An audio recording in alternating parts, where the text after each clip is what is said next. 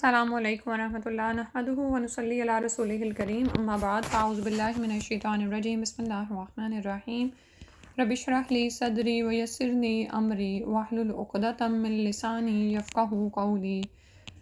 جی، حصن مسلم میں ہم نے جیسے تہجد کے وقت اٹھنے کی دعائیں پڑھی تھیں اور اللہ کے ذکر کرنے کی فضیلت ہم نے پڑھی تھی، تو انشاءاللہ اب اس کے آگے جو دعائیں ہیں وہ کپڑا پہننے کے والے کو کیا دعا دی جائے یا کپڑا پہنتے وقت کیا دعائیں پڑھی جائیں یا واش روم کی دعائیں ہیں، یہ میں اسکپ کر کے اس وقت سب سے پہلے جو ہے وضو سے پہلے ذکر جو ہے وہ پڑھ رہی ہوں۔ بسم اللہ کہنا ہے، ٹھیک ہے؟ وضو کرنے سے پہلے کیا کہنا ہے؟ بسم اللہ، اللہ کے نام کے ساتھ، ٹھیک ہے؟ یاد رکھنا ہے انشاءاللہ، اللہ کے نام کے ساتھ۔ اچھا، اس کے بعد وضو سے فارغ ہونے کے بعد کیا ذکر کرنا ہے وہ دیکھ لیتے ہیں۔ اشہد اللہ الہ الا اللہ وحدہ لا شریک لہ واشہد ان محمدًا عبدہ ورسولہ، ٹھیک ہے؟ اس کا ترجمہ دیکھتے ہیں۔ میں شہادت دیتی ہوں کہ اللہ کے علاوہ کوئی معبود برحق نہیں، وہ اکیلا ہے، اس کا کوئی شریک نہیں، اور میں شہادت دیتی ہوں کہ محمد صلی اللہ علیہ وسلم اس کے بندے اور رسول ہیں، ٹھیک ہے؟ تو انشاءاللہ اس کو بھی اپنی عادت میں شامل کرنا ہے۔ تو یہ ذکر پڑھنے کے بعد آپ کے لیے جنت کے دروازے کھول دیے جاتے ہیں، ٹھیک ہے؟ تو یہ انشاءاللہ آسان سی دعا ہے، لیکن بس یاد رکھنا ہے کہ وضو کرتے ہی اشہد اللہ الہ الا اللہ وحدہ لا شریک لہ واشہد ان محمدًا عبدہ ورسولہ۔ اور جیسے کہ ہم نے ایک کمٹمنٹ کی تھی کہ جو بھی دعائیں پڑھیں گے ان کے ترجمے کو ذہن میں رکھتے ہوئے، تو کوشش کریں کہ ترجمہ اول تو انشاءاللہ آپ کو پہلے سے ہی آتا ہوگا، لیکن اگر نہیں آتا تو ضرور یاد کر لیں۔ دوسری دعا ہے اللہم اجعلنی من التوابین واجعلنی من المتطہرین۔ اے اللہ مجھے بہت توبہ کرنے والوں میں سے بنا دے اور مجھے بہت پاک رہنے والوں میں سے بنا دے، آمین۔ اللہم اجعلنی من التوابین واجعلنی من المتطہرین، بہت پاک رہنے والوں میں سے بنا دے، ٹھیک ہے؟ تو ایسے لوگ اللہ کے ہاں محبوب ہیں جو بہت توبہ کرنے والے اور بہت پاک صاف رہنے والے ہوں۔ اللہ تعالیٰ ہمیں ان میں شامل کر لے۔ اس کے بعد تیسری دعا جو بتائی گئی یہاں پر حصن مسلم میں، سبحانک اللہم و بحمدک اشہد ان لا الہ الا انت استغفرک و اتوب الیک، ٹھیک ہے؟ پاک ہے تو اے اللہ، اور اپنی تعریف کے ساتھ میں شہادت دیتی ہوں کہ تیرے سوا کوئی سچا معبود نہیں، میں تجھ سے بخشش مانگتی ہوں اور تیری طرف توبہ کرتی ہوں، ٹھیک ہے؟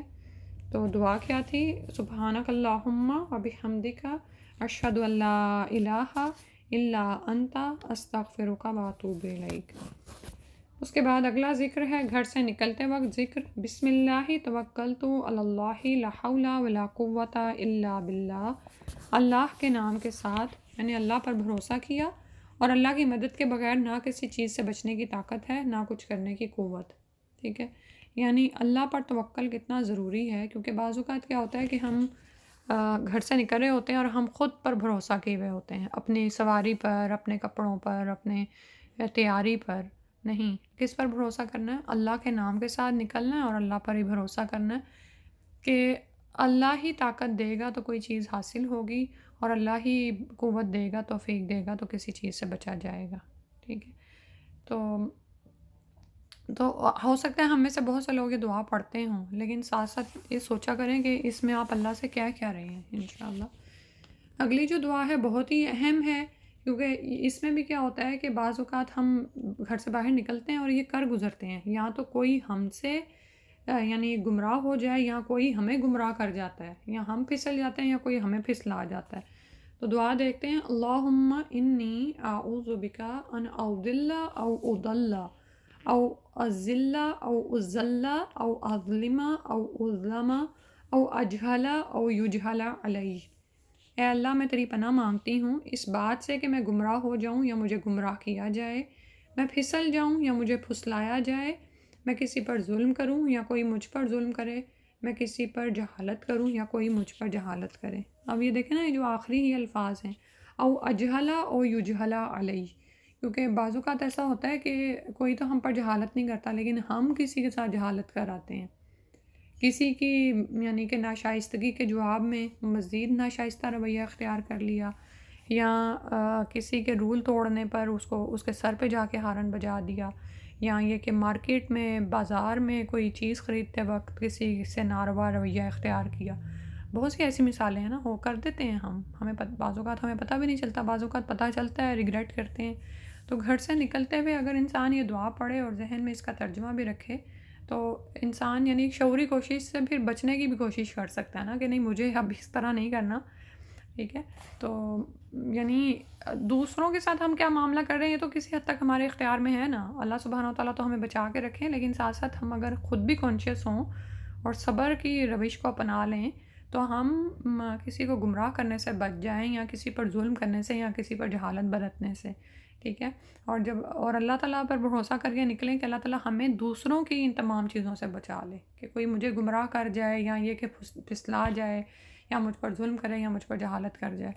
تو پھر سے دعا دیکھتے ہیں. اور ایک اور بات جو میں یہ سوچ رہی تھی، اس میں نا مخارج پہ بہت زیادہ توجہ رکھیں. زال کا جو مخرج ہے نا، آپ کی زبان کی جو ٹپ ہے نا وہ باہر آئے گی اور اوپر کے دانتوں کے سرے سے ٹکرائے گی. پھر پڑھتے ہیں اس کو، اللہم انی اعوذ بک ان اضل. ضاد کا جو مخرج ہے وہ سائڈ آف دا ٹنگ جو ہے، آپ کی زبان کا کنارہ اوپر کے دانتوں کے اندر کے مسوڑوں سے ٹکرا رہا ہے. ٹھیک ہے، اور یہ سب سے موٹا پڑھے جانے والا حرف ہے. اضل او اضل. اور جو ذلہ ہے نا، زا ہے، وہ سیٹی والا زا ہے جس میں آپ اپنے دانتوں کو جوڑ لیں گے، اوپر نیچے کے دانتوں کو ملا لیں، اور زبان کا سرا جو ہے وہ پیچھے سے آ کے دانتوں کو ٹکرائے گا. الذلہ، الذلہ. آگے اظلمہ او اظلمہ، اس کا وہی مخرج ہے جو ذال کا مخرج ہے، لیکن اس کو فل ماؤتھ پڑھا جاتا ہے، یعنی زبان تھوڑی سی باہر آئے گی، زبان کا سرا اوپر کے دانتوں کے سروں سے ٹکرائے گا. تو اظلمہ. اور پر پڑھنے کا طریقہ کیا ہے، یعنی موٹا پڑھنے کا طریقہ کیا ہے کہ منہ میں تھوڑی سی ہوا بھر لیں، یا جیسے زبان سیدھی ہوتی ہے نا تو زبان کو تھوڑا سا اوپر کو اٹھائیں تو وہ موٹا پڑا جائے گا حرف. اظلم او اظلم او اجہل او یجہل علی. پھر سے پڑھتے ہیں، اللہم انی اعوذ بک ان اضل او اضل او ازل او ازل او اظلم او اظلم او اجہل او یجہل علی. اچھا، تو آج انشاءاللہ اتنی ہی دعائیں کر لیتے ہیں. اللہ سبحانہ و تعالیٰ انہی کو قبول کر لے اور ہمیں ان کو اچھی طرح سے یاد کرنے کی اور اپنی زندگی میں شامل کرنے کی توفیق عطا فرما دیں. آمین یا رب العالمین. سبحانک اللہم و بحمدک، نشہد ان لا الہ الا انت، نستغفرک و نتوب الیک. السلام علیکم و رحمۃ اللہ.